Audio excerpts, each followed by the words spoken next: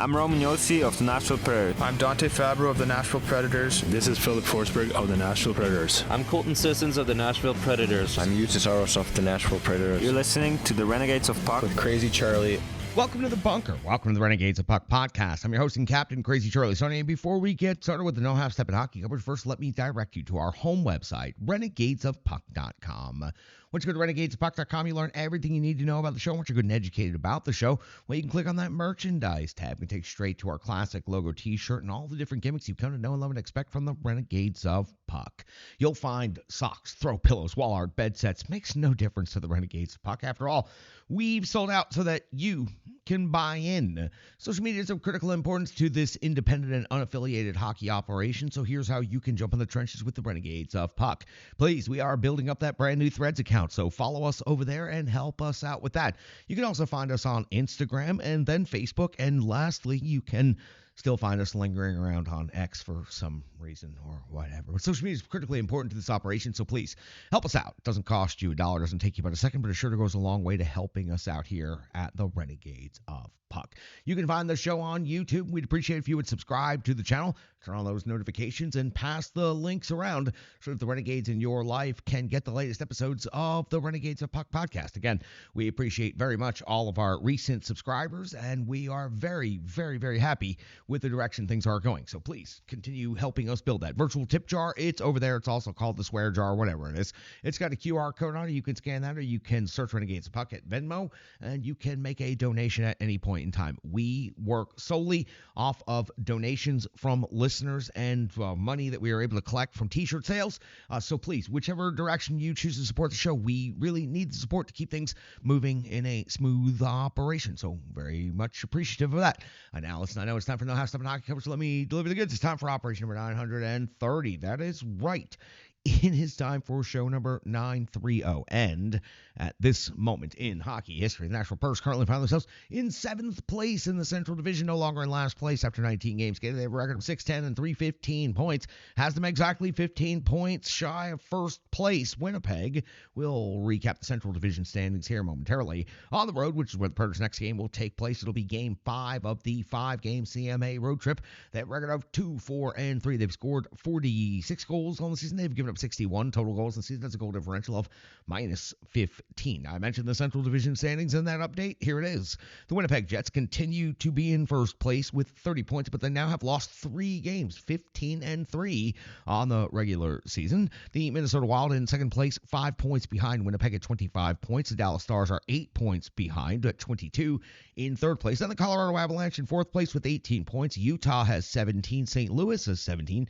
The Predators with 15 points find themselves in 7th place, and the Chicago Blackhawks are in their customary position of last place in the Central with just 13 points. So the Predators are just 2 points at this moment from jumping up 2 more spots in the standing, 3 points from jumping up to 4th place in the Central Division. Wow, what an amazing thing a win can do for the team. After the Predators wrap up this final game on the CMA road trip, the Get Your Shit Together road trip, Saturday back home to face off against the first place Winnipeg Jets, and then Monday in New Jersey, the 27th of November, sees the Predators hosting the Philadelphia Flyers, and on the 29th, the Tampa Bay Lightning come to Bridgestone Arena. On the 30th of November at the Minnesota Wild, first time the Preds will see division rival Minnesota this season. For the Predators and the Seattle Kraken, which is the game we are talking about, the season series has completed 1 game. This is the middle game of the 3-game set, and the third game will be coming up on March the 6th when the Predators welcome in Seattle for the second time. What happened the first time? Well, that was back in October on the 15th, and the Predators were blown out by Seattle in this one. 7-3 was the final score. Saros took the loss 28 out of 34. Shea, Novak, and McCarron scored the goals for the Predators. DeCourt got the victory for the Seattle Kraken. They're 30 of 33 to pick up that victory, and 7 different goal scorers for the Seattle Kraken. They just poured it on the Nashville Predators in that game. The Kraken overall on this season, let's exclusively talk about them for a moment. 9-9-1, 19 points is good for 6th in the Pacific Division. On home ice, reasonable. 6-4-1, 55 goals for, 55 goals against, a goal differential of neutral. Their most recent stretch of action. Let's talk about their most complete 5 games. The 8th of November, a 4-3 overtime win versus the Vegas Golden Knights. A 5-2 win versus Columbus on the 12th of November. On the 14th of November, a 3-1 win versus Chicago. The 16th of November saw a 3-2 victory versus the New York Islanders. And on the 17th, the second night of back-to-backs, a 2-0 loss versus the New York Rangers. It was Grubauer getting the start, taking the loss, 21 out of 23. So the Seattle Kraken have been on a homestand for quite some time, and they have managed to win 4 of the last 5 there at home, including some pretty good competition in the Vegas Golden Knights and, of course, the Columbus Blue Jackets. So for the Nashville Predators and the Vegas Golden, or the Seattle Kraken, this is how things shake up in this particular game. The goals for Seattle, 2.84 is 18th best in the NHL, while the Predators, 2.42 is 30th, but at least they are not in last place any longer. Goals against, 3.21 for the Preds is 21st. The goals against for the Seattle Kraken, 2.89 is 12th overall. In the shots on goal category, 29.9 for Nashville's 15th rated. The Seattle Kraken are 26.9, and that is 28th overall in the league. Shots against, 29.7 for Nashville is 24th. For Seattle, 28.8 is 17th. In the special teams scenarios, the Predators are ahead in both of these categories. The power play for the Seattle Kraken is 21st rated in the NHL with a 17.5% conversion rate, 10 average 57 opportunities. The Predators power play is up into the top 10 now, 9th overall, 23.3% conversion rate, 14 conversions out of 60 opportunities.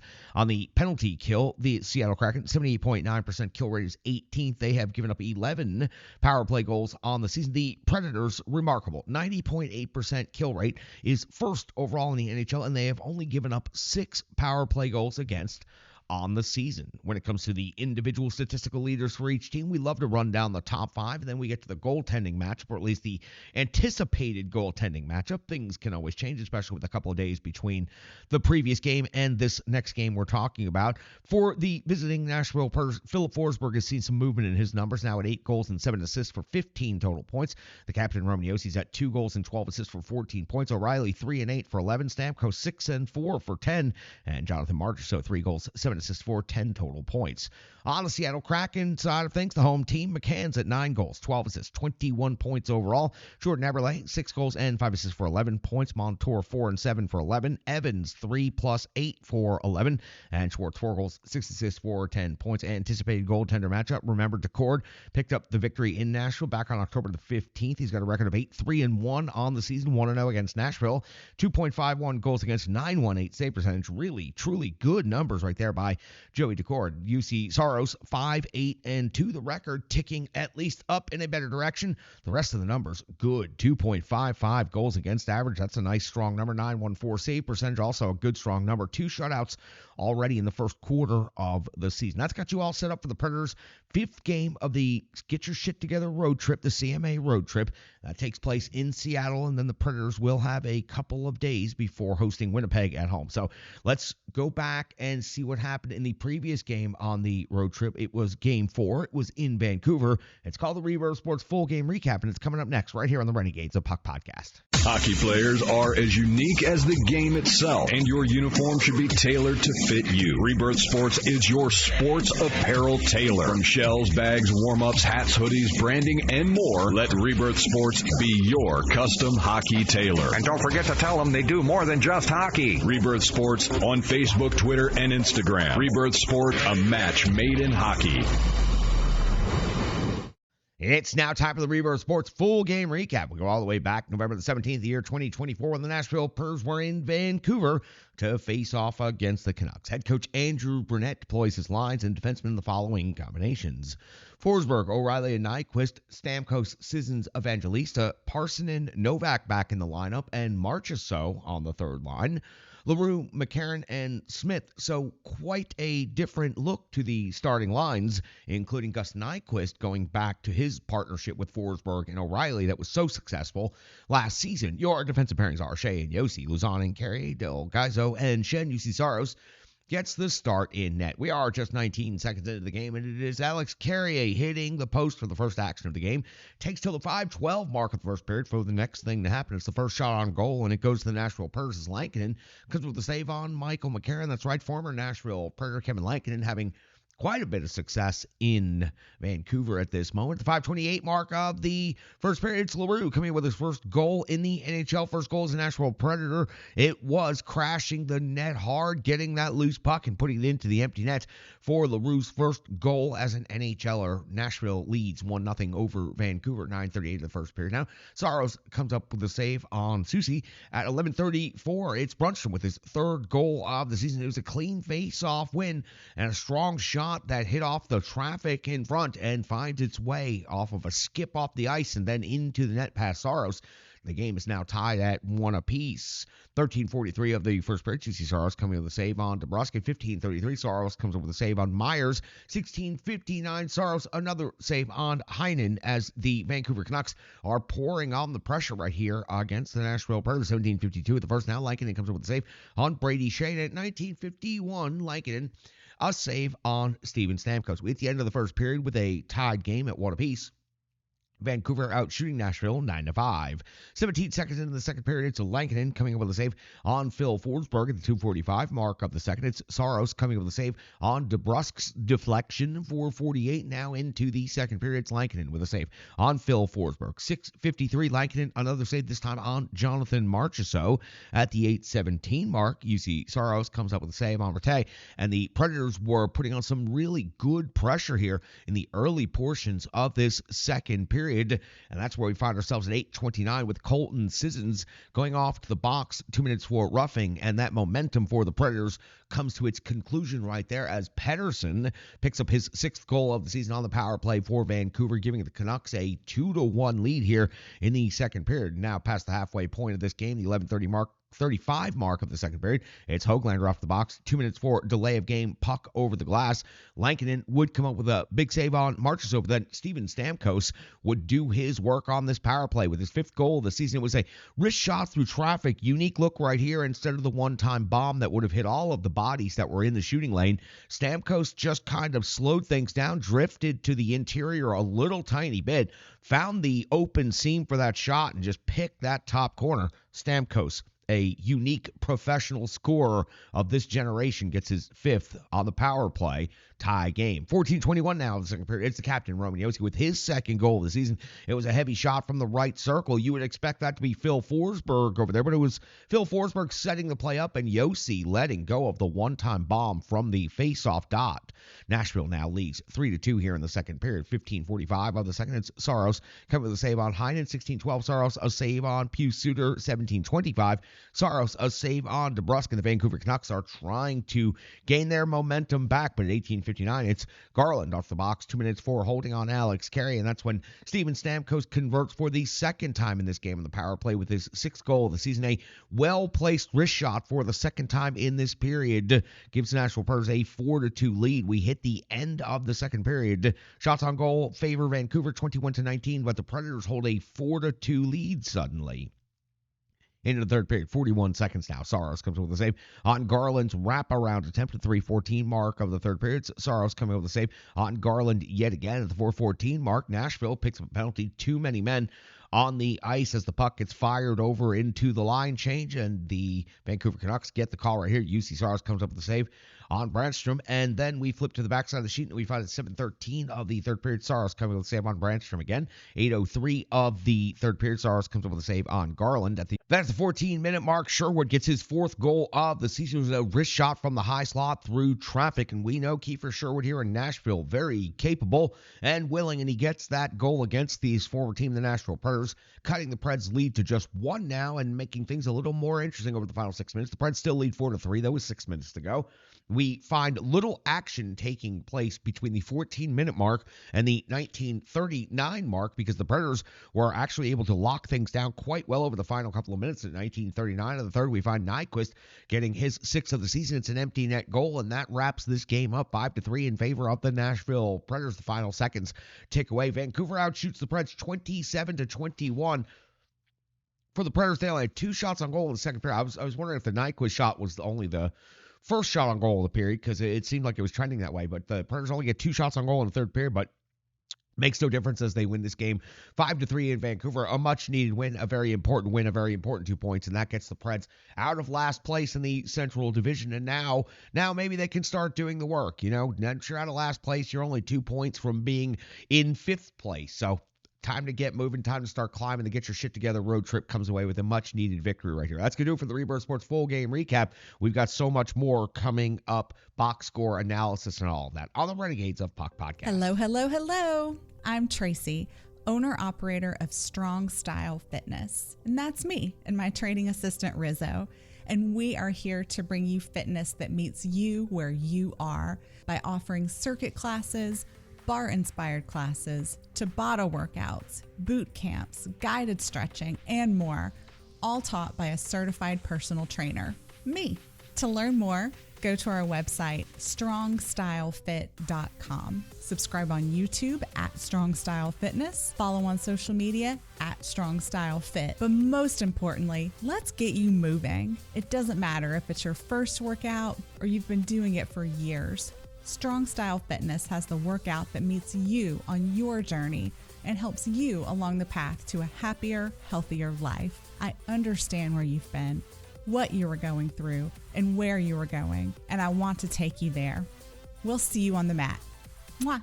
Welcome back in Renegades of Puck podcast. Let's get started with the analysis portion of things. And UC Saros goes 24 out of 27 in this game. He gave up 3 goals against, but another quality start. And the Nashville Predators faltered just a little bit there in the second period, giving up quite a bit of pressure. And UC Saros was there to bail them out in many ways. The third goal in the game comes with 6 minutes to go to former teammate Kiefer Sherwood. But UC Saros gave his team a chance to win and did pick up the victory. And his season numbers, again, the record aside, the 2.55 goals against average and 914 save percentage with 2 shutouts, really looking incredible. It's Vezina caliber UC Saros, the guy you don't see in October, but believe me, about Thanksgiving, he shows up every single year. He's there now, and he's looking really good out there.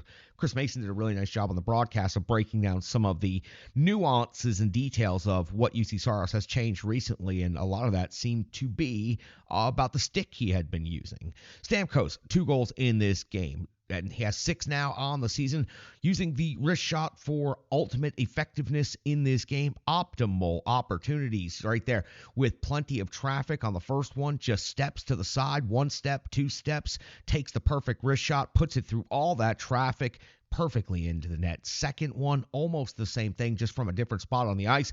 But a great job by Steven Stamkos. 2 goals in this game, 6 on the season, and you can really see what a dynamic offensive player he is when he gets going. And for the Nashville Predators, hopefully that's the beginnings of something really big with Steven Stamkos. Now up to 6 goals on the season.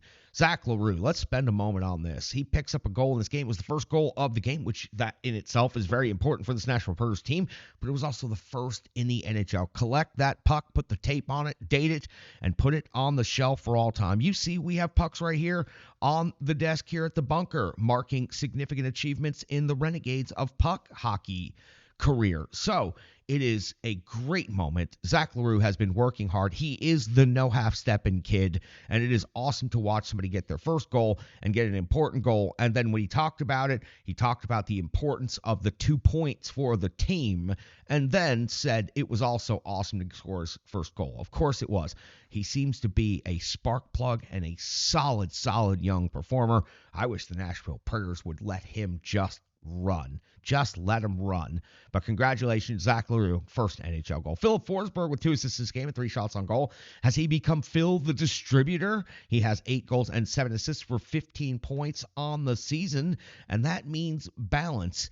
In the past, if you go back and you look up Philip Forsberg's career stats, in the early years of his career, what was preventing Philip Forsberg from having the biggest points seasons was the fact that, yes, he would be around 30 goals all the time, but he would not be getting very many assists, and that would keep his point total rather low considering the caliber of player and the ice time and the line and teammates that he plays with. In the last couple of seasons, Philip Forsberg has moved to that next level of power forward in the NHL, 40-goal scorer. He has also added balance and consistency. He also used to not score very much in October, maybe even November, and it would really start to heat up around the holidays.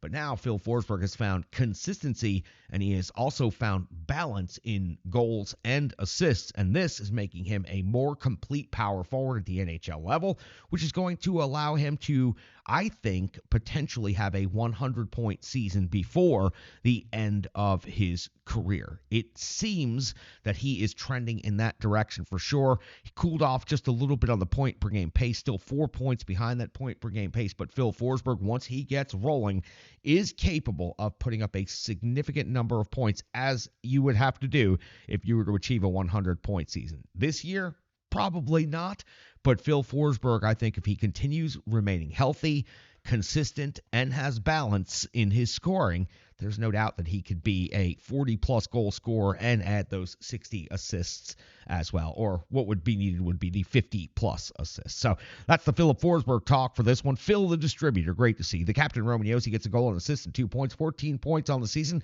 including his 700th point gained in last night's game. Didn't pause the game to celebrate that milestone, though, like they did in Edmonton the other night. 700th point for a defenseman is equally as impressive as the 1,000th point for a forward. Consider that for a second.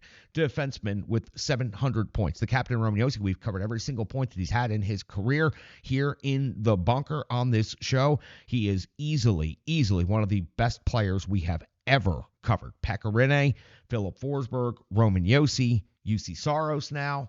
These are amazing players that we have been able to cover their entire careers here on this particular show. So the captain, Roman Josi, leads his team to a victory on the road. Let's hear from our good friends at Stripe Digital Solutions. Let's check the good, cold, hard numbers known as the box score, and let's close this show out with something very special. For those of you who didn't stay up late last night to watch the full broadcast of the Predators game, you will want to make sure you catch the last minute of this show. So we've got something extremely special. It was a surprise to me. It was probably a surprise to all of you, but if you followed along over the years and you know the hard work we've done, that moment was due to happen at some point in time. Here's our good friend, Stripe Digital Solutions. The digital environment can be quite intimidating, time-consuming, and cumbersome, especially with all those other areas that need attention at your business, and that's why Stripe Digital Solutions is here to help. I know, because that's exactly what Stripe Digital Solutions did for me and the Renegades of Puck. From designing my home website and helping me create my merchandise to special event posters, brand building, and social media management. But it's not just that, it's so much more. Stripe Digital Solutions has helped me every step of the way. From startup to full-time operation, Stripe Digital Solutions has been there to assist and advise every single step of the journey. In today's fast-paced world, the path to success is having a strong digital partner, and nobody is better in the trenches than Brandy and Stripe Digital Solutions. Get the solution before it's even a problem with Stripe Digital Solutions. Welcome back in. Good, cold, hard numbers known as the box score. LaRue gets his first goal in the NHL. Nyquist picks up an empty netter. Josi has a goal, but Steven Stamkos leads the way with 2 goals in this game. That totals up your 6 goals for the Nashville Predators. On the assist side of things, Philip Forsberg leads the way with 2 assists. Marchessault has an assist. McCarron has an assist. O'Reilly with 1. Smith with 1. Josi with 1. And Brady Shea also adds 1 assist in this game. In the shots on goal category, 3 was the magic number, and that was the high. Forsberg had 3. Marchessault had 3, and also Steven Stamkos with 3. So Steven Stamkos, who's have tough shooting percentage all season long, is at 67% shooting in this game. Blocked shots, 5 for Jeremy Lauzon. Impressive stuff right there. Parsonen also with 3, continuing to utilize that big body and frame to get the job done out there. Lauzon had 5 hits in this game to pace the Predators. Shen had 4. Colton Sissons also had 4. Your time on ice leaders, second night of back-to-back, so the ice time is going to sound somewhat limited, but believe me, these players were more than likely on some fumes. 18:06 for O'Reilly, 17:55 for Nyquist, and 17:03 for Phil Forsberg. So that first line reconstituted after last season's success, putting them back together for the first time this season. And it ends up benefiting the Predators because they pick up a victory, and there were points spread throughout all 3 members of that line. Time on ice leaders on the defensive side of things, 22:41 for Roman Josi. No surprise right there. 20:42 for Alex Carey. 20:12 4. That is Jeremy Lauzon right there with over 20 minutes in this game. Not typically finding himself over 20 minutes. On the power play, the Predators 2 for 2 in this game. Steven Stamkos with 2 conversions. Give credit to the guys who were out there on that power play unit. It was the full 5-man unit for both of those power play goals. 121 was the time on ice for all 5 of those players. And that was Forsberg. That was Marchessault. That was O'Reilly.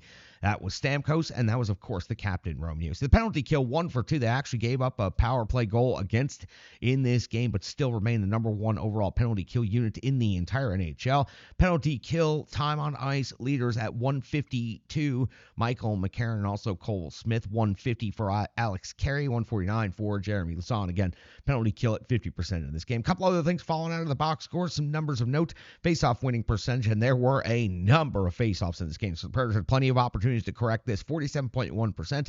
I don't like seeing it under 50%, but the Preds do come away with the victory, so I will look past that. 25 hits, a nice number. 19 block shots is an uptick from previous games, and good 4 takeaways, but 10 giveaways. Still on the underwater side of that takeaway giveaway battle in the season. It's recklessness and carelessness with the puck, but when you're up by 2 in the third period for a large stretch of that, sometimes you do get a little more careless and a little lackadaisical with the puck. So that's the natural order of things when you have a multi-goal lead. Things got tense, got tight at the end. The Preds were able to elevate their efforts again and close things out. So none of that in the giveaway takeaway battle ends up being a very big deal. Your goaltender goes 24 out of 27. UC Saros gives up 3 goals against an in-game save percentage of 89. 24 even strength saves. Did not have to make a power play save because the only shot against ended up going into the net, and no shorthanded save. So UC Saros comes away with the victory, his 5th of the season. All right, that's going to do it for the box score, the good cold harmers. That's going to wrap it up. There's only one thing left to do. For those of you who tuned into the broadcast last night and loyally watched from the beginning of the telecast all the way through, you probably caught this moment before the opening puck drop last night in Vancouver. Chris Mason, as always, on the Predators broadcast, as it has always been, as it was Terry Crisp, and now is Chris Mason giving the keys to the game. Well, Chris Mason decided to take some wisdom and some advice directly from the trenches and delivered it to the masses on the broadcast. And here is that clip. Stick taps, Renegade 30. We sure do appreciate you. Key number 1. I've only got one, and it's the answers are down there. Find a way. Find a way, boys. No more half-stepping. My good buddy, Crazy Charlie, always say, just leave it out there. Leave it on the ice. What can you do as an individual to help this team win? What can you do every single shift? Leave it all out there. Give it everything you have. Roman Josi said after last game, they're not attacking the game. They need to attack more. So just full attack mode, boys. Bring the passion. Let's go.